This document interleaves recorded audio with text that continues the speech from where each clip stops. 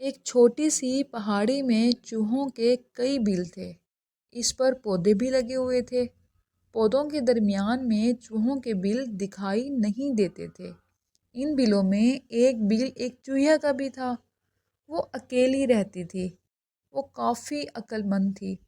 اکثر چوہے اپنے مسائل لے کر اس کے پاس آتے اور وہ اپنی عقل کے مطابق ان کو اس کا حل بتاتی۔ اس کے مشورے اکثر چوہوں کی مشکل کو دور کر دیا کرتے تھے، اسی لیے سب چوہے اس کی بڑی عزت کرتے تھے۔ ایک بار ہوا یوں کہ برسات کے موسم میں بارشیں خوب برسیں، جس کے باعث کئی کیڑے مکوڑے اور دوسرے جانور گھبرا کر ان بلوں کی طرف آ گئے۔ چھوٹے موٹے کیڑے مکوڑوں کو تو چوہوں نے کھا لیا، جبکہ بڑے کیڑوں کو انہوں نے وہاں سے مار بھگایا۔ انہی میں ایک چھوٹا کچھوا بھی شامل تھا، جو جسامت میں چوہوں سے تھوڑا سا بڑا تھا۔ وہ ہر کسی کے بل میں گھس جاتا اور وہاں موجود ذخیرہ کی گئی خوراک چٹ کر جاتا۔ چوہوں نے بڑی کوشش کی کہ اسے وہاں سے بھگا دیں، مگر انہیں کوئی کامیابی نہیں ملی۔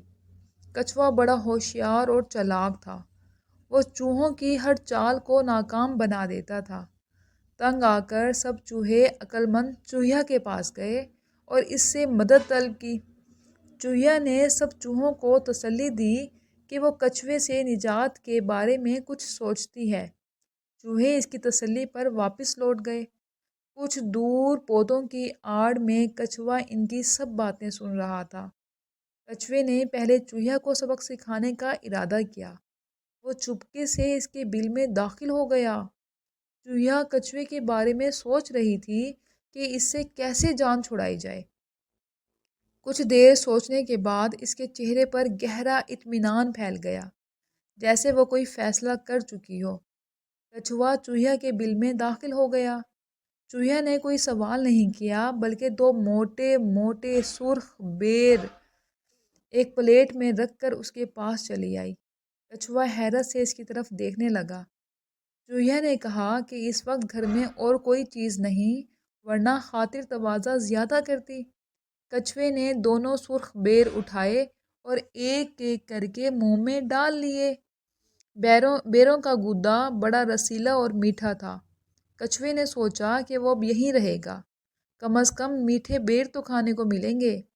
کچھوے کو معلوم نہیں تھا کہ بیر کے اندر گٹھلی ہوتی ہے، جسے چوس کر پھینک دیا جاتا ہے۔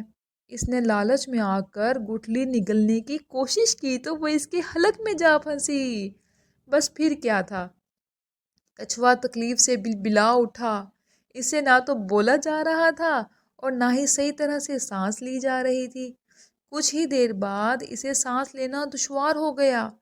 چوہیا یہ دیکھ کر بڑی پریشان ہوئی کہ اگر کچھوا اس کے بل میں ہی مر گیا تو اسے اٹھا کر کون باہر لے جائے گا۔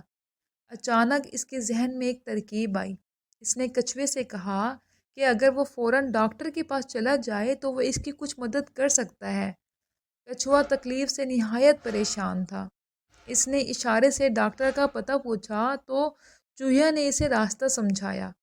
کچھوا گرتا پڑتا اٹھا اور اس طرف چل پڑا۔ اس نے دونوں ہاتھوں سے اپنا حلق تھام رکھا تھا۔ راستہ بڑا خراب تھا، ہر طرف کیچڑ پھیلا ہوا تھا۔ کچھوا اس سے بے خبر اپنی تکلیف کی شدت میں آگے بڑھتا چلا گیا۔ چوہیا اس کا پیچھا کر رہی تھی۔ کچھوا جب کافی آگے بڑھا آیا تو اس کے پاؤں کیچڑ میں دھنس گئے۔ وہ حلق کی تکلیف کو بھول کر کیچڑ سے پاؤں نکالنے کی کوشش کرنے لگا۔ ایک طرف گٹھلی حلق میں پھنسی ہوئی تھی اور دوسری طرف کیچڑ نہیں بلکہ وہ دلدل تھی۔ دلدل آہستہ آہستہ اس کا جسم نگلتا جا رہا تھا۔ جب کچھوا دلدل میں بالکل غائب ہو گیا تو چوہیا نے اللہ کا شکر ادا کیا اور واپس اپنے گھر لوٹ آئی اور سب کو بتا دیا کہ چوہا مر گیا۔ کچھوے سے سب کی جان چھوٹ چکی تھی۔ برسات کا موسم بھی ختم ہو چکا تھا۔ تیز دھوپ ہر طرف پھیل گئی تھی۔ اب چوہوں کو کسی کا خوف باقی نہیں رہا تھا۔ چوہیا نے سب کو اپنے گھر بلا کر ان کی دعوت کی اور انہیں ہنس ہنس کر بتایا کہ اس نے کیا ترکیب لڑائی کہ کچھوا خود بخود اپنے پیروں سے چل کر دلدل میں جا گھسا۔ یہ سن کر سب چوہوں نے چوہیا کا شکریہ ادا کیا اور خوب ہلا گلا کیا۔